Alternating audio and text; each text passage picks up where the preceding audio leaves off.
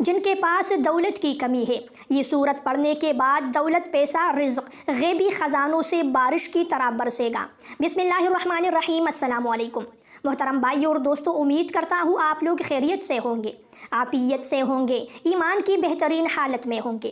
اللہ تعالیٰ سے دعا ہے کہ آپ کی پریشانیاں، مشکلات آسان ہو، آپ کی دعائیں اور حاجات قبول ہو۔ محترم دوستو، اگر آپ پیسے کے متعلق پریشان ہیں، گھر میں رزق کی کمی ہے، دولت کی کمائی کا کوئی ذریعہ نہیں ہے، تو پریشان ہونا چھوڑ دے۔ آج جو وظیفہ بتا رہا ہوں، دولت آپ پر برس نہ جائے تو پھر کہہ لینا۔ بعض لوگ شکایت کرتے ہیں کہ ہم کماتے بھی ہیں، دولت بھی آتی ہے، لیکن پتہ بھی نہیں چلتا کہ کہاں سے آئی اور کہاں گئی، اور مہینے کے آخر میں ایسے دن آ جاتے ہیں کہ گزر بسر مشکل ہو جاتا ہے، رزق میں بے برکتی ہو جاتی ہے۔ تو یہ وظیفہ ان کے لیے خاص تحفہ ہے۔ جیسے ہی آپ کو تنخواہ ملے یا آپ کوئی کام کرتے ہیں تو آپ کو پیسے ملے تو آپ نے یہ عمل کرنا ہے۔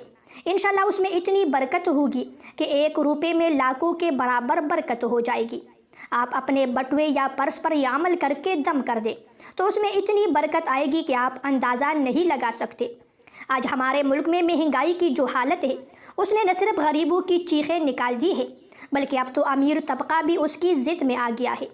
ہر کوئی مہنگائی کے ہاتھوں پریشان ہے۔ اللہ تعالیٰ ہمارے ملک پر اپنا رحم فرمائے۔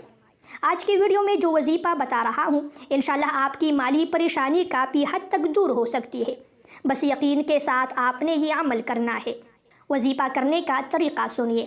سب سے پہلے اول 11 مرتبہ درود شریف پڑھنا ہے، اور درمیان میں آپ نے 21 مرتبہ سورہ کوثر پڑھنی ہے۔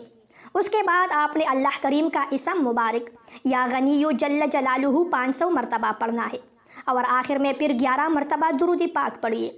اس کے بعد جہاں بھی آپ پیسے رکھتے ہیں، چاہے آپ پرس میں رکھتے ہیں، الماری میں، یا جس جگہ پر رکھتے ہیں، آپ یہ وظیفہ کریں اور ان پیسوں پر دم کریں۔ آپ کے رزق میں اتنی برکت ہوگی، آپ خرچ کر کر کے تھک جائیں گے، لیکن پیسے ختم نہیں ہوں گے۔ بس آپ لوگوں نے یہ احتیاط کرنی ہے کہ حرام سے بچنا ہے۔ اگر حرام پیسوں پہ آپ یہ دم کریں گے تو ان میں برکت نہیں آئے گی۔ دوسری احتیاط یہ ہے کہ آپ نے رزق کی قدر کرنی ہے۔ جب بھی آپ کھانا کھائے تو جو ٹکڑے یا ذرات ہو، وہ اچھی طرح چھت پر یا کسی ایسی جگہ رکھ دے جہاں پرندے آسانی سے کھا سکے، اور آپ کے حق میں دعا کرے۔ اس سے آپ لوگوں کے رزق میں اضافہ ہوگا۔ پیارے بھائی اور بہنوں، یہ تھی میری آج کی ویڈیو۔ اگر ویڈیو پسند آئے تو ویڈیو کو لائک اور شیئر کیجیے۔ مزید ایسی ویڈیوز دیکھنے کے لیے میرے چینل کو سبسکرائب کیجیے۔ اگلی ویڈیو تک